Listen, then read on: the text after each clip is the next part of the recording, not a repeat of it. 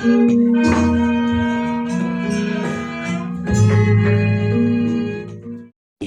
bapak, dan saudara, saya mengambil tema tentang musuh, mengatasi musuh, menaklukkan musuh, menghadapi musuh, begitu. Kalau ada umat Buddha, tokoh Buddhis, penceramah Buddhis, para biku, para pandita atau yang lain, berbicara tentang mengatasi musuh, membasmi musuh, menaklukkan musuh. Meskipun bukan umat Buddha, umat yang beragama lain, pasti mempunyai persepsi yang hampir sama. Pasti menangkap arti itu dengan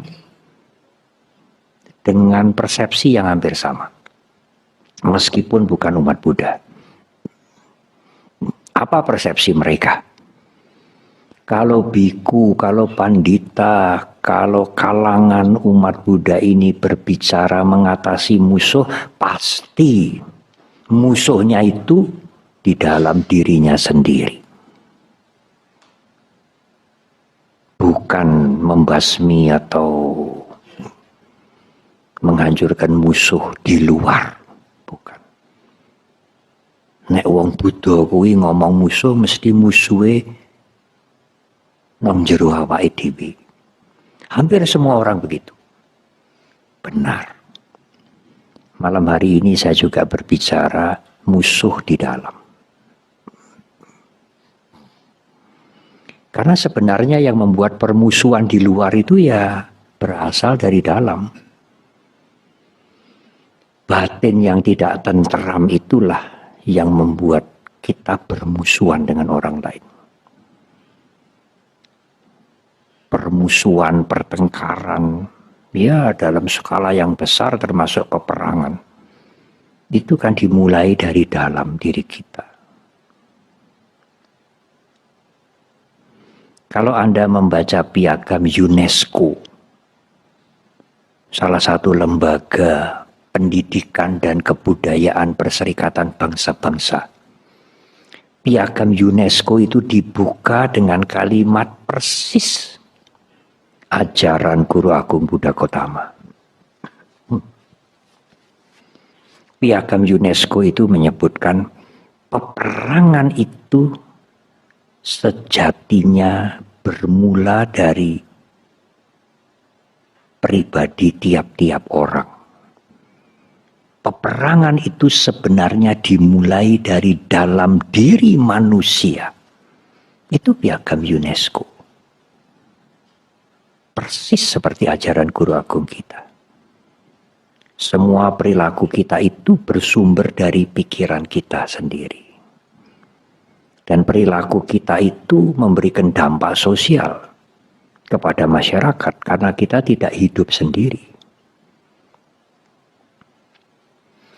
Saya mengutip kali ini dari Dhammapada yang dalam bahasa Pali disebutkan akodena jine kodang asadung saduna jine jine kadariang danena sajena likawadinanti.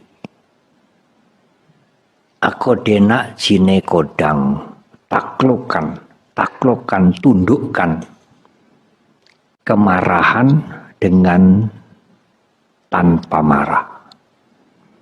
Asadung saduna jine, tundukkan kejahatan dengan kebaikan. Kejahatan yang mana yang harus ditundukkan? Ya yang di dalam ini. Kemarahan mana yang harus diberantas, yang harus diselesaikan? Ya kemarahan yang di dalam itu. Jine kadari yang danena. Tundukkan kekikiran dengan suka memberi. Sajena likawadinang. Tundukkan kebohongan kemunafikan dengan sajak kejujuran. Nah, semua yang disebut tundukkan itu ya di dalam, bukan menundukkan orang lain ya.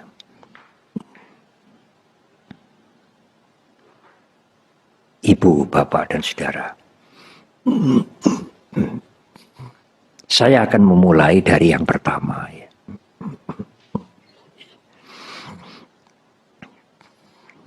Saya berusaha untuk tidak berbicara terlalu panjang dan mungkin juga tidak perlu tanya jawab. Karena apa? Karena angkringan-angkringan itu sudah menunggu.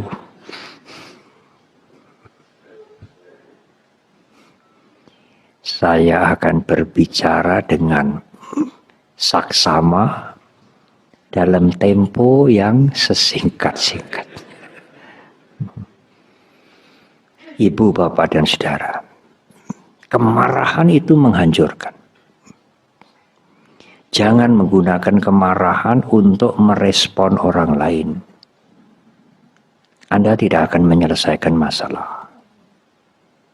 Dan kalau orang marah menggunakan kemarahan untuk merespon sesuatu terhadap orang lain, menandakan mentalnya sangat lemah. Dia tidak punya cara lain selain marah-marah. Kalau dia punya wisdom, dia punya nalar yang jembar, dia akan menghadapi masalah dengan nalar, dengan wisdom, bukan dengan marah-marah. Tapi kalau nalar, kalau wisdom dia tidak punya, iya marah-marah yang keluar. Wong punyanya hanya marah-marah. Alangkah rendahnya, alangkah lemahnya. Dan kalau Anda punya kebiasaan marah-marah, yang lain yang pinter-pinter akan niteni, ini nanti dipancing sedikit saja sudah marah dia. Hati-hati. Anda mudah, kelemahan Anda mudah sekali dibaca oleh orang lain. Dalam psikologi modern, marah-marah itu sakit jiwa. Sedih juga sakit jiwa. Khawatir, takut sekali. Jangan-jangan kayak begini, juga sakit jiwa. Enggak apa-apa, wajar, tapi harus sembuh. Kalau saya pilek, perutnya sakit, berak-berak ya, mencret-mencret, sakit. Harus sembuh. Bandai kalau nggak sembuh, pileknya berbulan-bulan, ini melintir-melintir ini, pendak malam terus begitu. Nah, namanya kelainan. Ada kelainan di sini. Ora podo karo liya-liyane, ada kelainan, perutnya ada kelainan. Kalau saudara sedih terus, was-was terus, ngamuk-ngamuk terus, hampir tiap hari, ini sudah kelainan jiwa. Bahaya itu sulit sembuhnya. Kalau masih sakit jiwa, bisa sembuh. Jadi marah itu sudah termasuk sakit jiwa. Sedih juga sakit jiwa. Khawatir juga sakit jiwa. Iri hati juga sakit jiwa. Itu bukan dhamma, itu di psikologi modern. Kalau ada yang pernah jadi mahasiswa atau sarjana psikologi, begitulah. Dan harus sembuh. Kalau tidak disembuhkan, nanti jadi lain. Kelainan jiwa. Orang senyum-senyum, tertawa saja juga hanya sementara toh. Nah kalau senyum-senyumnya, tertawanya terus-menerus, tidak ada yang lucu, ini sudah kelainan jiwa ini. Jangan marah. Sama sekali tidak ada gunanya. Bukan berarti tidak boleh bersuara keras ya. Suara keras belum tentu marah. Marah itu didorong oleh emosi, oleh kebencian. Bukan untuk sikap mendidik. Kalau untuk sikap mendidik, memperbaiki, tidak bisa disebut marah. Karena itu marah itu bukan sesuatu yang tampak, tetapi apa yang mendorong dia itu untuk bersikap begitu. Kalau yang mendorong itu cinta kasih, itu teknik untuk memperbaiki seseorang, ya bukan marah. Siapa yang tahu, pandai? Yang tahu ya dirinya sendiri. Tapi kalau itu bukan bertujuan untuk mendidik, itu marah. Banyak macam ulasan tentang marah ini. Salah satu ulasan, kalau Anda melakukan kebaikan tiap hari, beramal, berdana, bermeditasi, menjalankan sila, tiap hari, bertahun-tahun. Sekali Anda marah, timbunan kebaikan itu seperti dibakar. Hangus. Anda menimbun, nyelengi kebaikan dari hari ke hari. Menjalankan kewajiban di rumah sebagai perumah tangga, berbuat baik, menolong, meditasi, baca parita berhari-hari, bertahun-tahun. Sekali Anda marah luar biasa, seperti itu dibakar habis. Alangkah ruginya kalau marah.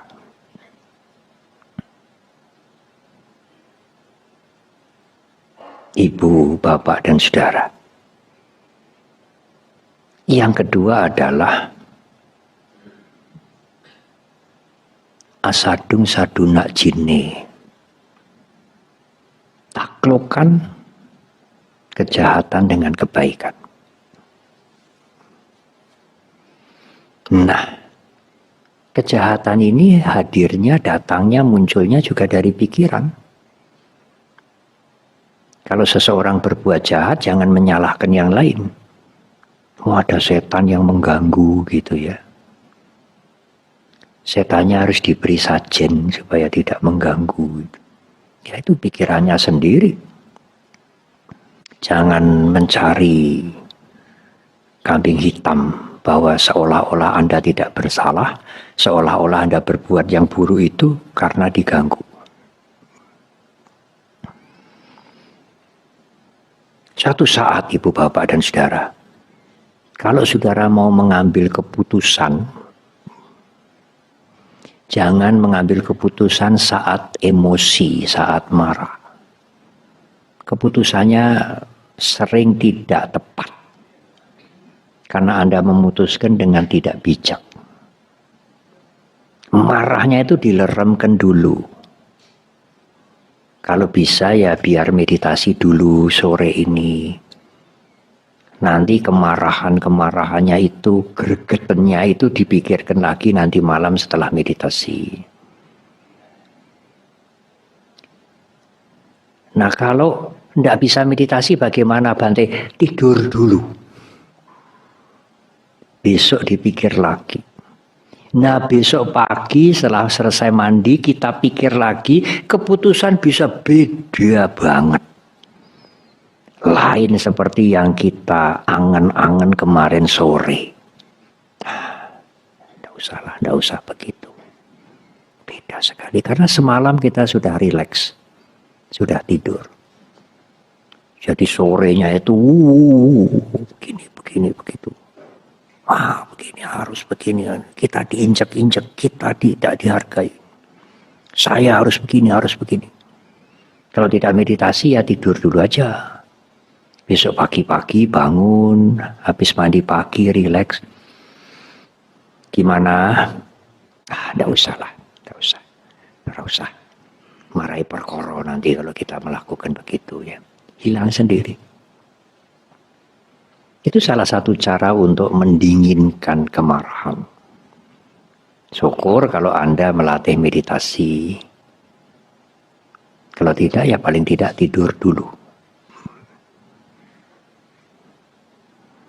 Ibu, bapak, dan saudara. Saya ingin cerita saja. Saya sampaikan cerita ini waktu peringatan Magha Puja di Mundilan kemarin.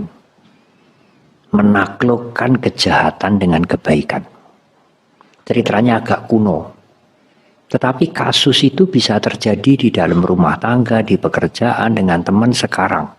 Meskipun tidak persis seperti kasus di zaman kuno ini. Dahulu ada seorang raja kecil namanya Dirgeti. Dia punya anak namanya Dirgayu. Suatu ketika Raja Dirgeti ini diserang oleh raja besar, kalau tidak salah namanya Brahmadatta, kalah. Dirgeti dipotong kepala, dibunuh. Anaknya Dirgahayu, Pangeran Dirgahayu itu lolos mengungsi masuk hutan. Berguru ke guru-guru dharma, kemana-mana melatih diri. Sampai akhirnya dia menjadi lebih dewasa, tidak diketahui identitasnya, dia tidak cerita apa-apa, masuk ke kota mencari pekerjaan. Bagaimanapun apa yang dia lakukan, akhirnya dia bisa diterima menjadi prajurit istana. Istana dari Brahmadatta yang dulu memotong leher ayahnya, merebut kerajaan ayahnya. Anaknya cerdas, rendah hati, dan cekatan, smart ya. Karirnya naik. Akhirnya sampai menjadi pengawal pribadi raja. Yang raja itu dulu membunuh ayahnya. Tapi dia profesional melakukan tugasnya dengan baik. Emosinya, kebenciannya dia bisa redam. Itu salah satu manfaat meredam emosi, kebencian, karirnya naik. Suatu hari raja itu berburu, zaman dulu berburu kijang, berburu babi hutan. Ajudannya ini ikut sampai tersesat. Hari mulai gelap dan rajanya juga capek. Duduk di bawah pohon, tidak ada pengawal yang lain, hanya Dirgayu. Raja itu tertidur di pangkuan ajudannya. Saat itu Dirgayu ingat, ini yang membunuh ayah saya. Yang ayah saya hanya karena raja kecil, keserakahan dia mengambil kerajaan ayah saya. Sekarang tiba waktunya saya akan membalas dendam untuk membunuh dia. Tidak ada orang lain, hanya berdua. Dia menghunus pedangnya untuk menusuk Brahmadatta. Tetapi begitu dia menghunus pedang itu, dia ingat pesan ayahnya sesaat sebelum menghembuskan nafas terakhir. Anakku, jangan melihat terlalu jauh, jangan melihat terlalu dekat. Jangan nodai pesanku ini. Gemetar dia. Jangan melihat terlalu dekat, artinya oh ini musuh, bebuyutan harus dihabisi. Jangan melihat terlalu jauh, kalau dia saya bunuh saya jadi raja. Itu melihat terlalu jauh. Ayahnya mengatakan jangan nodai pesanku ini, artinya taati. Gemetar dia karena dia saking berbakti kepada ayahnya. Menangis dia dan pedangnya jatuh kerompiang. Brahmadatta bangun. Apa yang akan kamu lakukan? Dirgayu cerita, saya Dirgayu. Ayah saya yang Anda bunuh, yang Baginda bunuh. Ayah saya Dirgeti. Kenapa kamu tidak jadi membunuh saya? Ayah saya berpesan, jangan melihat terlalu dekat, jangan melihat terlalu jauh. Saya Baginda Tuanku Raja menaati amanat ayah saya. Apa yang terjadi? Brahmadatta sangat berterima kasih. Kalau Dirgayu tidak mengingat pesan ayahnya, sudah mati dia. Tidak ada orang lain. Dan kalau rajanya mati, Dirgayu menjadi raja. Brahmadatta sangat berterima kasih. Kemudian mengatakan, Dirgayu, aku sudah tua. Aku ingin memberikan kerajaan ini kepadamu. Sebagai, ya dengan kalimat yang kasar, menebus kesalahanku membunuh ayahmu. Oh, Dirgayu sangat bahagia. Dirgayu menjadi raja tanpa membunuh musuh bebuyutan ayahnya. Asadum saduna jine, tundukkan kejahatan dengan kebaikan. Masa ada Bante kasus seperti itu sekarang? Kasusnya tidak persis, tetapi masalahnya hampir-hampir sama dengan itu. Dendam di dalam keluarga, dengan teman, dengan famili, dengan yang lain-lain. Kalau Anda membalas juga dengan kejahatan, kejahatan tidak akan berhenti dibalas dengan kejahatan. Kekerasan tidak akan berhenti dibalas dengan kekerasan. Kalau Anda menghadapi kekerasan dengan cinta kasih, maka kekerasan berhenti. Mengapa Dirgayu bisa berhasil menjadi raja? Karena tidak membunuh Brahmadatta. Mengapa dia sampai tidak membunuh Brahmadatta? Karena dia sudah bisa membunuh kebencian di dalam dirinya sendiri. Dia bisa menaklukkan niat jahat untuk membunuh di dalam dirinya. Dia bisa taklukkan. Berguna untuk dia, juga berguna untuk yang lain. Tidak ada korban yang dibunuh. Karena niat untuk membunuh, dia atasi. Dia atasi sendiri, tidak jadi membunuh. Sehingga tidak ada orang yang terbunuh. Dan dia mendapatkan manfaat yang luar biasa. Yang dia tidak pikir sebelumnya bahwa kerajaan besar itu akan diberikan kepada dia. Dan dia menjadi raja. Tanpa membunuh. Kuncinya adalah dia sudah membunuh kebencian di dalam dirinya sendiri dulu. Dia bisa menaklukkan yang lain. Jadi kalau kita menaklukkan diri kita, sebetulnya otomatis kita bisa menaklukkan orang lain.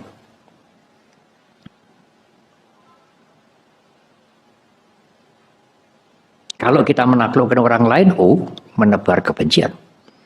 Di Dhammapada juga dikatakan kalau Anda bisa membunuh 1000 musuh dalam sehari, Anda bukan perkasa, bukan pahlawan. Kalau Anda bisa membunuh kejahatan di dalam diri Anda, Andalah pahlawan.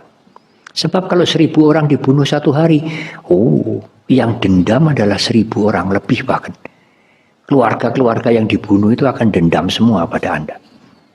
Tapi kalau Anda membunuh kebencian dalam diri Anda sendiri, tidak ada yang dendam pada Anda, tidak ada korban. Bahkan ada kebaikan yang luar biasa yang bisa Anda lakukan untuk orang lain.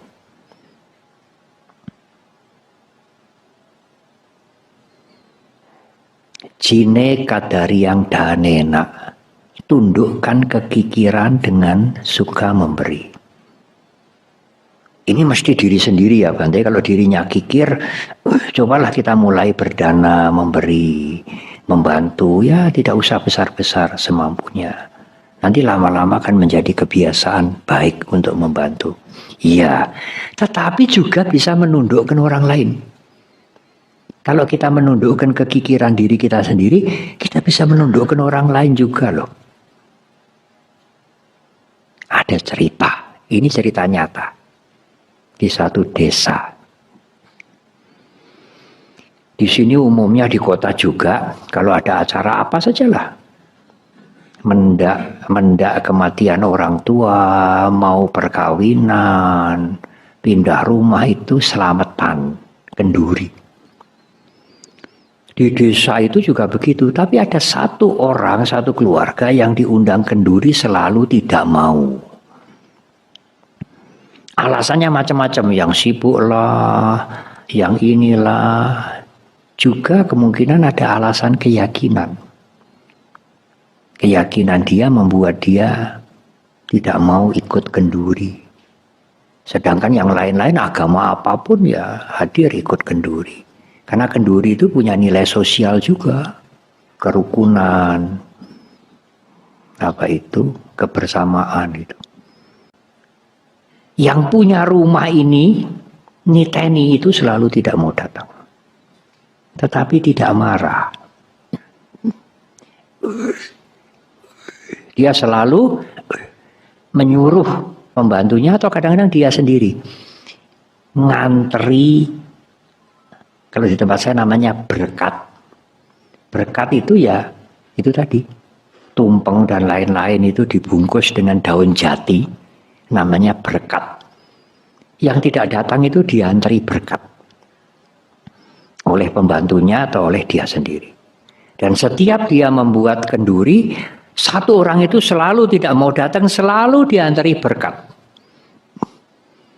Dia tidak mengatakan, itu tidak mau bersosialisasi, itu dikucilkan saja itu, wah itu nggak mau serawong dengan yang lain, itu bucin itu ya. Tidak, dia tidak begitu. Ayo diantri berkat. Sampai anak-anaknya, sampai nggak usah begitulah. Kalau dia tidak mau kenduri ya jarke wae. Kenapa kamu harus ngantar ke sana? Iya, kita antar ke sana. Kita menunjukkan sikap yang baik. Sering. Dan keluarga Buddhis ini sengaja bikin selamatan tiap bulan. Pendak Capnggo, pendak hari bulan purnama bikin selamatan. Menyelamati apa? Apa saja dia sebutkan. Dan orang yang tidak mau datang selamatan itu selalu diantar. Akhirnya luntur. Orang yang tidak mau datang selamatan itu akhirnya datang. Karena diantri terus tiap bulan. Dia datang ke tempatnya orang itu untuk apa? Untuk ngambil berkatnya.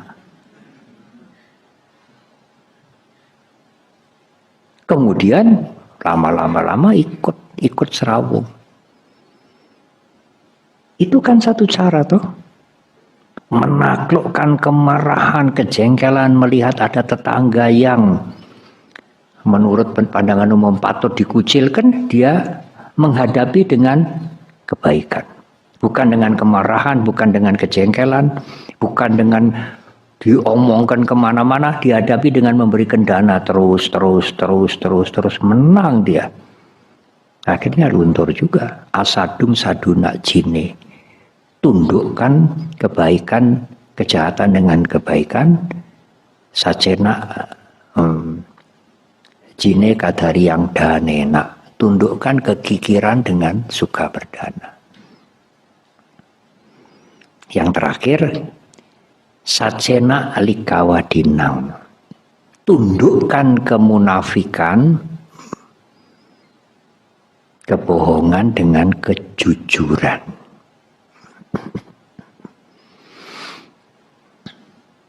Nah, ini tentu kepada diri sendiri dulu.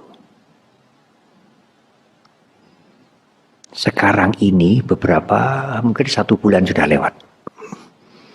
Di Kompas pernah ditulis pemalsuan karya ilmiah itu tidak hanya S1, S2 tapi sampai ke guru besar. Jadi kalau dosen ingin diangkat menjadi guru besar itu harus punya prestasi ilmiah, membuat tulisan, buat tulisan yang dimuat di jurnal dan lain-lain. Itu bisa ndandake komplit sehingga diangkat menjadi profesor. Itu dimuat di Kompas tertulis. Saya jarang membaca Kompas online. Iya, memprihatinkan. Tetapi UNESCO membuat survei dari 62 negara. Negara-negara survei tentang literasi, kesenangan atau kecenderungan rakyatnya untuk belajar dengan membaca. Nah, dari 62 negara yang disurvei ini, kecenderungan orang, kesenangan orang untuk membaca itu Indonesia nomor 61.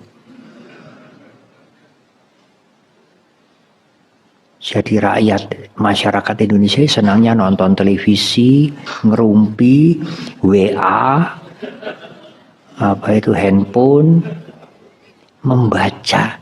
Urutan 61 dari 62. Nomor 1 Finlandia. Sedangkan negara lain itu kalau ada waktu senggang di bis, di kereta api, bawa buku membaca.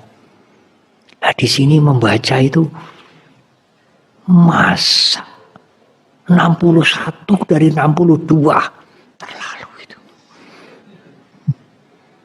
Ya pantas saja guru besar itu ndandake ya.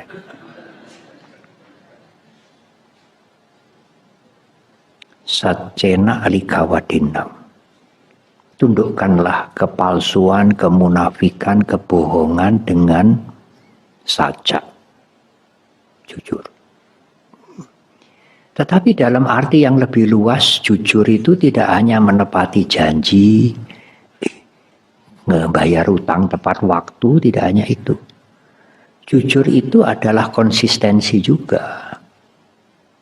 Kalau Anda punya kejujuran, sikap Anda adalah akan konsisten.